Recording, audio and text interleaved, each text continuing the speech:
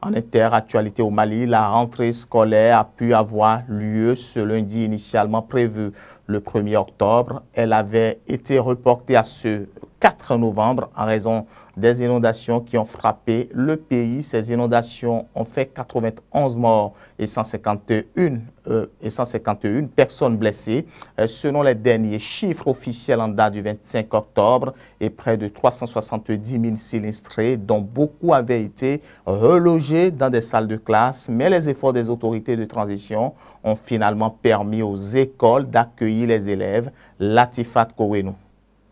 Il n'existe aucun chiffre officiel sur le nombre d'établissements qui ont effectivement pu être libérés au Mali. Le ministre de l'Éducation, Amadou-Sy Savané, a simplement déclaré la semaine dernière que tout était fin prêt pour accueillir les élèves, sans préciser, mais en rappelant les efforts du gouvernement pour reloger les sinistrés. Selon les chiffres officiels en date du 7 octobre, 128 écoles étaient occupées et 399 inondées ou endommagées dans le pays. Mais selon les fonctionnaires de l'éducation nationale malienne et les responsables de la société civile de plusieurs régions affectées, joints par la Radio France Internationale, la rentrée scolaire s'est déroulée normalement ce lundi matin.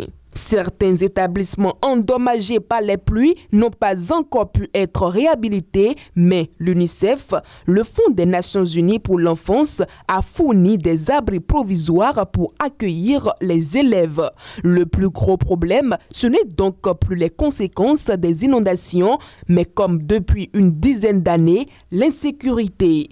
Dans le centre et dans le nord du pays, les groupes djihadistes interdisent à de nombreux établissements d'ouvrir leurs portes. Dans les localités où les écoles fonctionnent, le personnel enseignant n'est pas suffisamment nombreux, notamment en raison de l'insécurité. Selon l'UNICEF et un communiqué du 4 novembre 2024, basé sur les données de la fin de l'année scolaire précédente, 1792 écoles sur 9000 sont non fonctionnelles, soit près d'une école sur 5 au Mali, affectant plus de 537 000 enfants.